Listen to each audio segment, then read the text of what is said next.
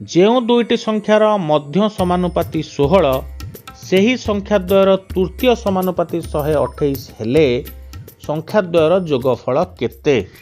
ଏଠାରେ ପ୍ରଶ୍ନରେ ଦେଇଛି ଦୁଇଟି ସଂଖ୍ୟାର ମଧ୍ୟ ସମାନୁପାତି 16। ମନେକର ସଂଖ୍ୟା ଦୁଇଟିକୁ x ଓ y ବୋଲି ଧରିବା। ଯଦି x ଓ y ର ମଧ୍ୟ ସମାନୁପାତି 16 ହୁଏ ତାହେଲେ x ଓ y ର ଗୁଣଫଳ ହେବ 16 ର ବର୍ଗ। 16 ର ବର୍ଗ ହେଉଛି 256। ତାହେଲେ x into y ହେଉଛି 256। ତାହେଲେ x ହେବ 256 ବିଭକ୍ତ y।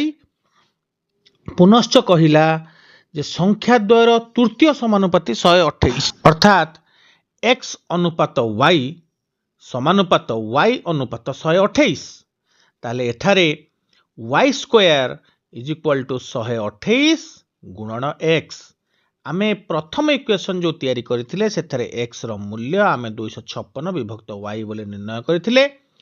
ତାହେଲେ y ସ୍କୋୟାର ହେଉଛି 128 ଗୁଣନ 256 ବିଭକ୍ତ y। y ସ୍କୋୟାରରେ y କୁ ଗୁଣନ କଲେ ଆମେ y କ୍ୟୁବ୍ ପାଉଛେ। y cube is equal to 128 ଗୁଣ 256 ତାହା ହେଉଛି 32768। ତାହେଲେ y ହେବ 32768 ର ଘନମୂଳ ତାହା ହେଉଛି 32। ପିଲେ ଘନମୂଳ ନିର୍ଣ୍ଣୟ କରିବା ତ ଜାଣିଛ। ଡାହାଣ ପଟ ଅଙ୍କ 8 ଥିବାରୁ ଏକକ ସ୍ଥାନର ଅଙ୍କ ଘନମୂଳର 2 ହେବ ଏବଂ ଡାହାଣ ପଟୁ ତିନୋଟି ଅଙ୍କର ଗ୍ରୁପ୍ କଲେ ବାମ ପଟ ଗ୍ରୁପରେ 32 ରହୁଛି। 32 ରେ ସର୍ବାଧିକ 3 ର ଘନ ଯିବ, ତେଣୁ ଘନମୂଳ ହେବ 32। ତାହେଲେ y ଆମେ ପାଇଗଲେ 32। ଯଦି y 32 ପାଇଲେ x ହେଉଛି 256 ହରଣ y ଅର୍ଥାତ୍ 256 ହରଣ 32 ସମାନ 8। ସଂଖ୍ୟାଦ୍ୱୟର ଯୋଗଫଳ ପଚାରିଛି, ଗୋଟେ 32 ଆଉ ଗୋଟେ 8।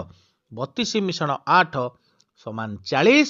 ସଂଖ୍ୟାଦ୍ୱୟର ସମଷ୍ଟି 40 ହେବ।